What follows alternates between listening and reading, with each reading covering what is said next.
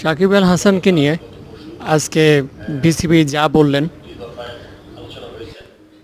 BCB chairman Faruk সাহেব সাকিব আল হাসানকে নিয়ে যা বললেন, প্রথম কথা হচ্ছে সাকিব কি বাংলাদেশে এসে অস্ট্রেলিয়ার সাথে যে টেস্ট ম্যাচটা খেলবে কি না, না কি এর আগেই উনি হচ্ছে গিয়ে অপশন নিয়ে নিবে।